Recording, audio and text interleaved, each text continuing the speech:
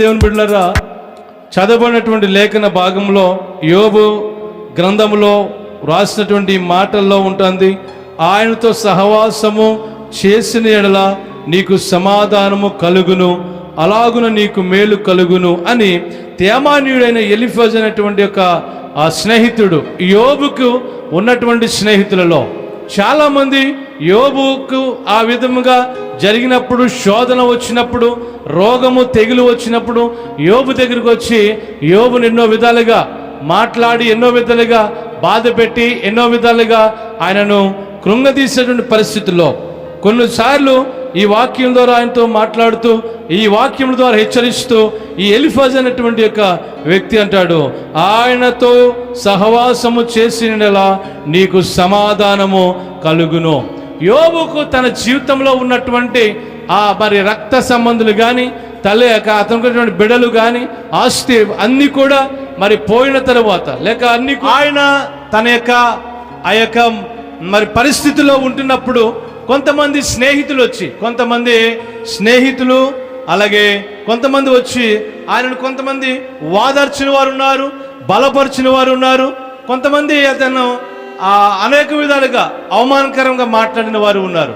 అయితే ఎలీఫజు అనేటువంటి వ్యక్తి అంటాడు, నీవు ఆయనతో సహవాసము చేస్తే నీకు సమాధానము కలుగుతుంది. ఈ మధ్యాహ్న కాలంలో సహవాసం గురించి 2 మాటలు చెప్పి నేను ముగిస్తాను. ఒకటి చెడు సహవాసము, 2 మంచి సహవాసం మన లోకంలో చూస్తున్నాం. ఒకడు అన్నాడు, నువ్వు ఎవరితో తిరుగుతున్నావో చెప్పు, నువ్వు ఎలాంటి వాడువో నేను చెప్తాను.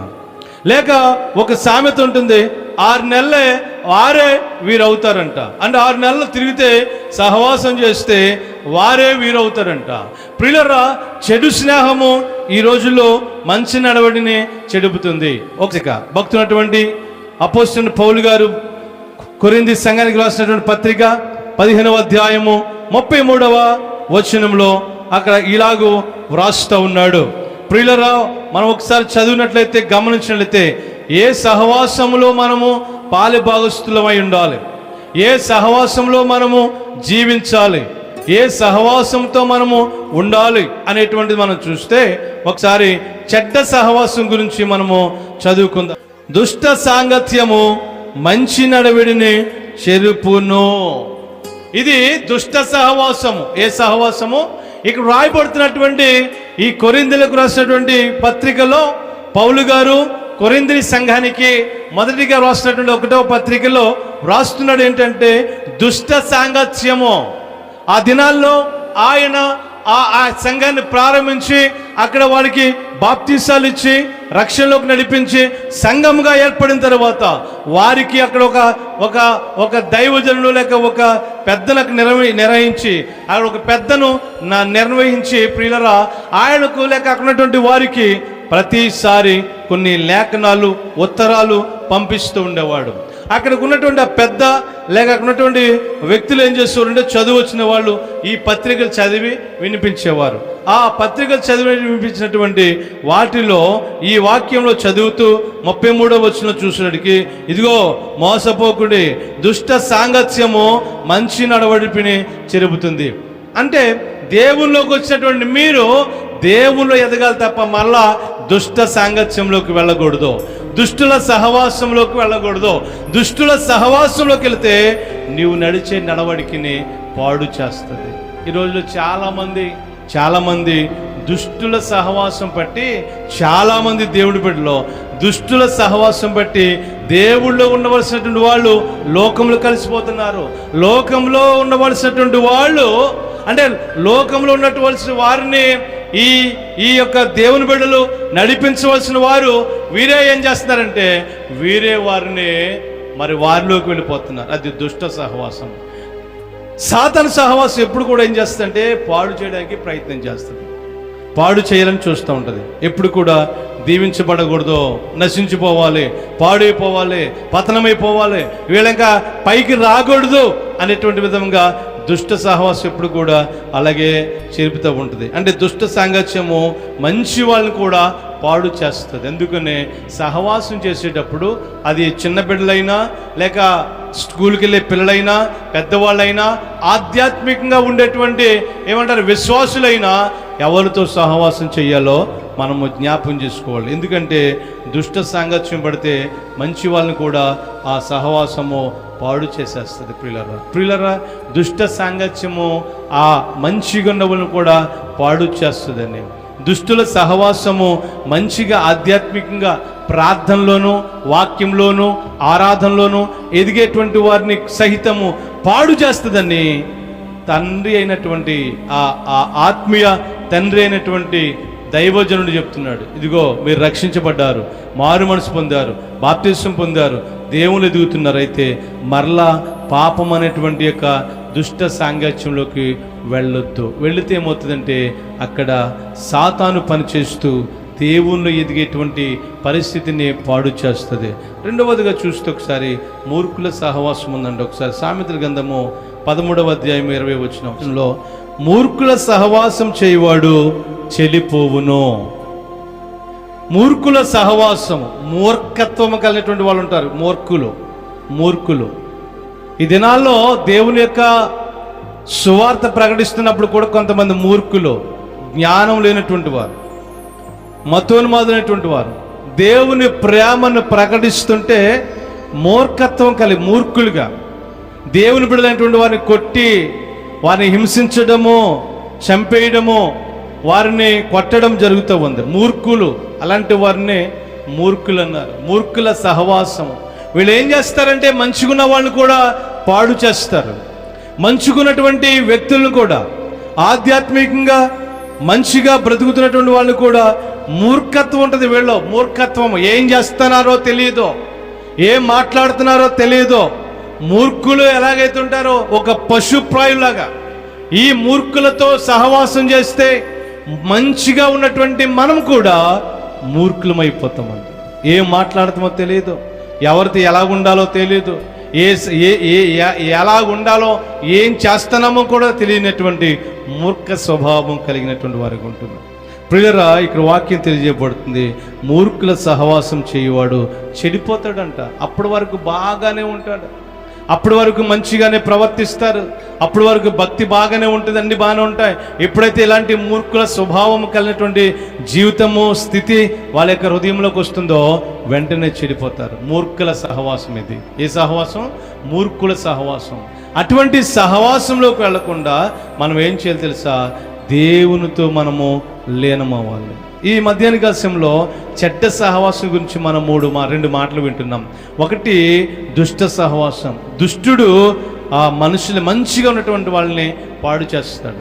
దుష్టుడు మంచిగా ఉండేటువంటి ఆధ్యాత్మిక ఉండేటువంటి వారిని నాశనం చేస్తాడు. రెండవ దాంట్లో మూర్ఖుల సహవాసం. మూర్ఖులు ఏం చేస్తారంటే భక్తిగా ఉండేటువంటి వారిని, మంచి ప్రార్థనాపరులుగా ఉండేటువంటి వారిని, ప్రభువులో ఎదిగేటువంటి వారిని ఈ మూర్ఖులు ఎదగనివ్వకుండా పాడు చేస్తారన్నమాట. అలాంటి వాళ్ళు సహవాసం చేస్తే కొన్ని దినాలకి మనం కూడా మూర్ఖులం అయిపోతాం.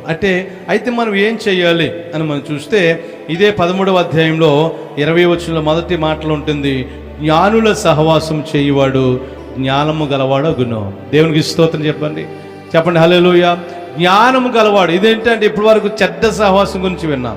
ఇప్పుడు పిల్లరా మంచి సహవాసం గురించి మనం ఒకసారి ధ్యానిద్దాం. జ్ఞానుల సహవాసం అంట. జ్ఞానుల సహవాసం చేయవాడు ప్రియులరా జ్ఞానము గలవాడు అవుతాడంట. ముఖేష్ అంబానీ అనేటువంటి ఒక గొప్ప ధనవంతుడు, మన ఇండియాలో జియో అలాగే రిలయన్స్ ఇండస్ట్రీస్కి అధినేత అయినటువంటి ముఖేష్ అంబానీ. ఆయన చిన్న ఉద్యోగము దుబాయ్ లేక కువైట్ దుబాయ్లోనో చిన్న ఉద్యోగం చేస్తున్నప్పుడు, చిన్న పారిశ్రామిక ఆ యొక్క ఇండస్ట్రీలో చిన్న ఉద్యోగం చేస్తున్నప్పుడు,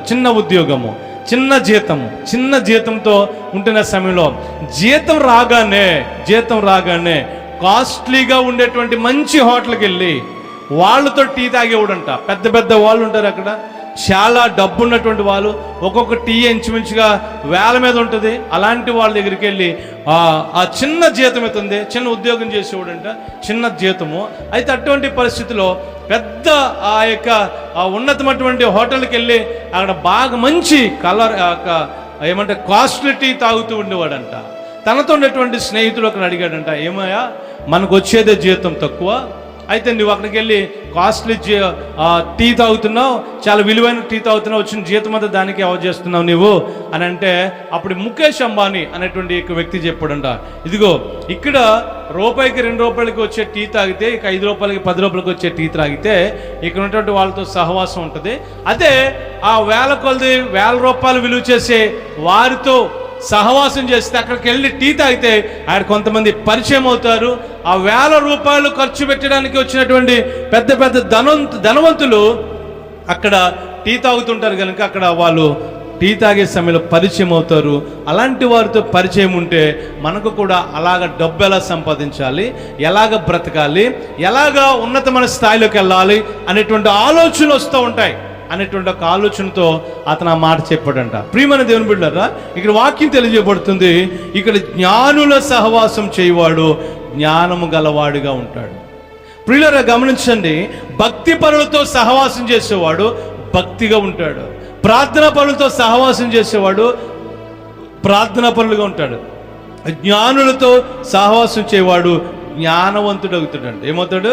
జ్ఞానవంతుడు అంటారు. వాళ్ళు ఉన్నటువంటి జ్ఞానం చూడండి. అందుకనే చదువుకునే వాళ్ళతో తల్లిదండ్రులు చెప్తారే, అలాంటి వాడు చేత పట్టొద్దురా, లేకపోతే అలాంటి వాడితో మాట్లాడొద్దురా, అలాంటి వాడితో తిరగొద్దురా అంటారు. ఎందుకంటే గాలిగా తిరిగితే, అడు వ్యర్థంగా తిరిగితే అలాంటి బుద్ధులు మా పిల్లడికి కూడా వచ్చేస్తాయని చాలామంది తల్లిదండ్రులు ఏం చేస్తారే, వాడితో తిరగొద్దు, వాడిని ఇంటికి రానికో, లేక వాడితో తిరగొద్దు, వెళ్ళొద్దు, వాడితో మాట్లాడొద్దు అంటారు. ఏంటంటే అలాంటి వాడితో తిరిగితే వీడు కూడా స్కూల్కి వెళ్ళటం మానేస్తాడు.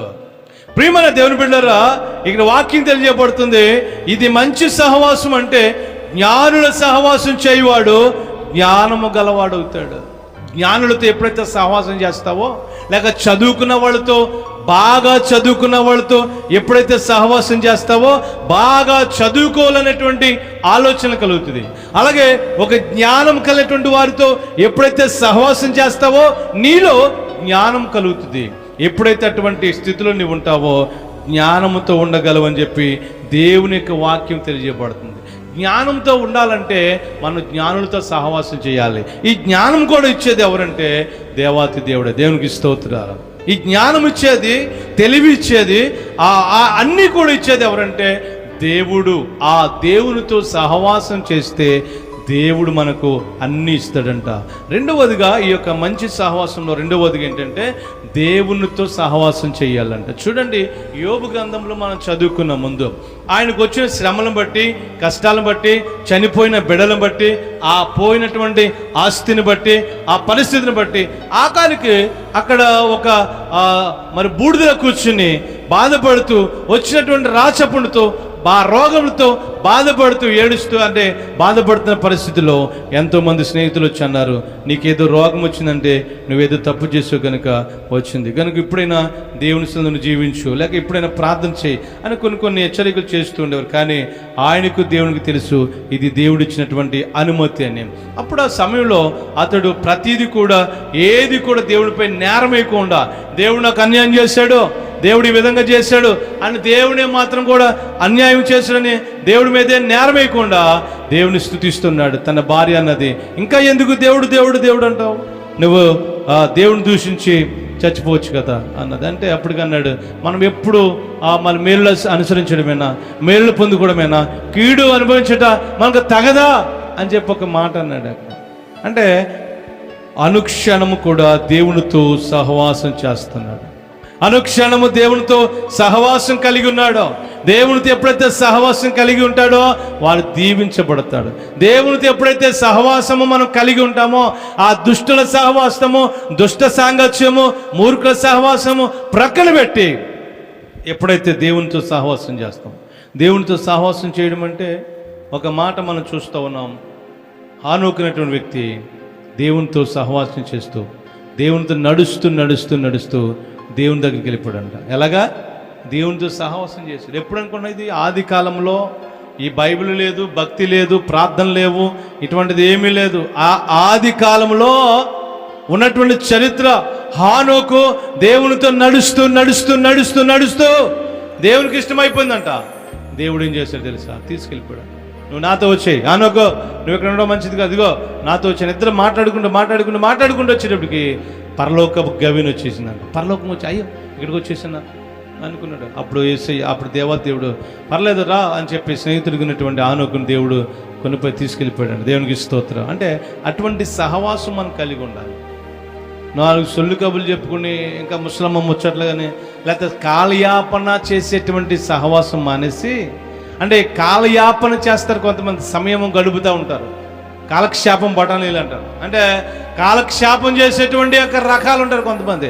అటువంటి రకాలతో సహవాసం చేస్తే ఏమవుతుందంటే దేవునితో సహవాసం చేసేటువంటి అనుభవము పోతుంది. దేవునితో సహవాసం చేస్తే ఏమవుతుందంటే పరలోక రాజ్యానికి డైరెక్ట్గా వెళ్ళిపోగలం. దేవునితో సహవాసం చేస్తే ఏమవుతుందంటే యోబు గ్రంథంలో యోబు చరిత్ర ద్వారా దేవునితో సహవాసం చేయడం ద్వారా మనకు ఉపయోగం ఏంటంటే దేవునితో సహవాసం చేస్తే పోయినవన్నీ, పోగొట్టుకున్నవన్నీ కూడా తిరిగి 2 దేవుడు ఇస్తాడు. దేవునికి స్తోత్రం. అంటే మన జీవితాల్లో నష్టపోతూ ఉంటాం, కష్టాలు వెళ్తూ ఉంటాం, నష్టపోతూ ఉంటాం. అటువంటి పరిస్థితిలో పోగొట్టుకున్నవన్నీ కూడా యోబుకి ఎలాగైతే ఇచ్చాడు, 2 ఆశీర్వదించాడు. ప్రియులారా, ప్రభువు మరలా ఇదిగో మనం దేవునితో సహవాసం చేస్తే, ఇక్కడ రాయబడుతుంది ఫస్ట్ జ్ఞానుల సహవాసం చేస్తే జ్ఞానవంతులుగా తయారవుతాం. అంటే దేవుని ఎలాగ ఆరాధించాలో, ఎలా భక్తి చెయ్యాలో, ఎలా ప్రార్థన చెయ్యాలో, ఎవరితో ఎలా మాట్లాడాలో, ఎవరితో ఎలా ప్రవర్తించాలో ఒక జ్ఞానాన్ని దేవుడు ఇస్తాడు. అదే రెండవదిగా అదే మాటల్లో దేవునితో సహవాసం చేస్తే ప్రియులరా ఒక స్నేహితుడిగా దేవుడు పరలోక రాజ్యానికి తీసుకెళ్తాడు. దేవునితో సహవాసం చేస్తే నీకున్నవన్నీ, పోగొట్టుకున్నవన్నీ కూడా దేవుడు ఇస్తాడు. ఈ రోజున ఒక ప్రశ్న వేసి ముగిస్తున్నాను. మనం ఎవరితో సహవాసం చేస్తున్నాం, ఎవరితో మనము కాలం గడుపుతున్నాం, ఎవరితో మనము సహవాసంలో ఉంటాను జ్ఞాపం చేసుకుని దేవునితో సహవాసం చేద్దాం. దేవుడి మాటలు దీవించునుగాక. ప్రార్థన చేసుకుందాం. నీకు స్తోత్రాలయ్యా, ఈ మధ్యాహ్న సమయంలో నీ వాక్యం ద్వారా మాట్లాడేందుకు స్తోత్రాలు తండ్రి. మా జీవితాల్లో నీతో సహవాసం కలిగి ఉండాలని, దుష్ట సహవాసం కలిగి ఉండకూడదని, మూర్ఖుల సహవాసం కలిగి ఉండకూడదని ఈరోజు మాతో మాట్లాడేందుకు నీ స్తోత్రాలు చెల్లిస్తున్నాం. మేము నీ బిడ్డలుగా, నీ రక్తంలో కడగబడినటువంటి వారిగా మంచి సహవాసంలో, జ్ఞానుల సహవాసంలో దేవా నీతో సహవాసం కలిగి మేము జీవించడానికి నీ కృప దయచేయమని ప్రార్థన చేస్తూ ఈ వారమంతా నీ కృపలో భద్రపరచుకోమని, విత్తన వాక్యాన్ని ప్రతి హృదయం నాటింపచేయండి. నీ వాక్య ప్రకారంగా జీవించినట్టుగా నీ కృప దయచేయండి. మంచి సహవాసంలో మేము ఎదగడానికి నీ కృప దయచేయమని ప్రార్థన చేస్తూ ఇక్కడున్న ప్రతి ఒక్కరిని మీరు దీవించి ఆస్వాదించండి. ఈ లైవ్లో ఏకీభవిస్తున్న ప్రతి ఒక్కరిని మీరు ఆశీర్వదించి, వారి కుటుంబాలను దీవించి, మరి నాయన బ్రతుకులను మీరు ఆశీర్వదించి, ప్రతి ఒక్కరిని అనారోగ్యంతో ఉన్న వారిని ముట్టి స్వస్థపరచండి. సమస్యల్లో, కష్టాల్లో, నిరుద్యోగంలో, వ్యాధుల్లో, ఆర్థిక పరిస్థితుల్లో ఉన్నటువంటి వారందరినీ మీరు బలపరిచి నడిపించమని ప్రార్థన చేస్తూ ఈ దినమంతా, ఈ వారమంతా మీరు కాపాడమని యేసయ్య నామములో ఈ మనవులన్నీ కూడా అడిగి వేడుకొంచున్నాము తండ్రి. ఆమేన్. మన పరమ తండ్రి దేవుని ప్రేమ, కుమారుడైన యేసుక్రీస్తు ప్రభువారి కృప, పరిశుద్ధాత్మ కన్యమైన సహవాసం ఇక్కడ ఉన్న మనకును సర్వలోక పరిశుద్ధులకు, మనం చేసిన ప్రార్థనకు, మన కుటుంబానికి, సంఘానికి ఇప్పుడు ఎల్లప్పుడూ సదా తోడైండి నడిపించును గాక. ఆమేన్.